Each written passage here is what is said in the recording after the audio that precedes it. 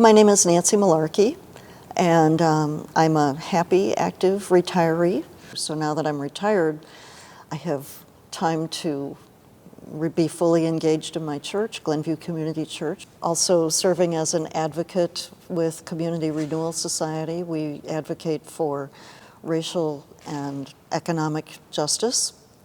One morning I'm sitting on my patio reading the newspaper, and here was this letter to the editor about the fact that the Village Board of Trustees had passed an ordinance that specifically permitted landlords to refuse to rent to tenants who had housing choice vouchers. I was just horrified.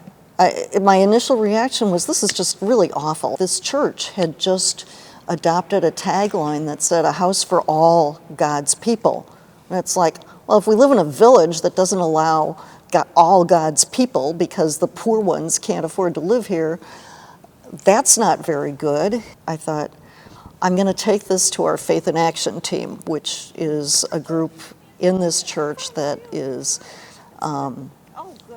organized specifically to advocate for social justice. We set up a community forum in the church one evening, and we had probably 25, 30 people attend. We started a letter writing campaign to the members of the Board of Trustees, to the local newspapers, and within the church we networked, and we started networking with other churches. The issue didn't really come to a vote with the Board of Trustees until February of 2015, but the village requires 2 meetings to make an action. Nancy Mullarkey. We had to have yet another vote, and I would say that there were like 25 people from this church who came. I mean, it was just amazing. Motion carries. At the end of the day, the vote eliminated this unpleasant provision in the Glenview Code.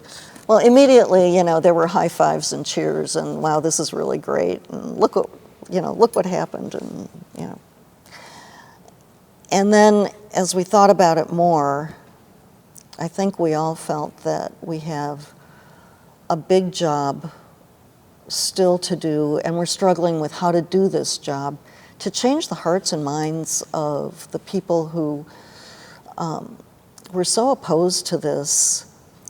I'd say that it's very important for people to act on their moral code, and whether it be a code that comes from your religion or your ethics, upbringing.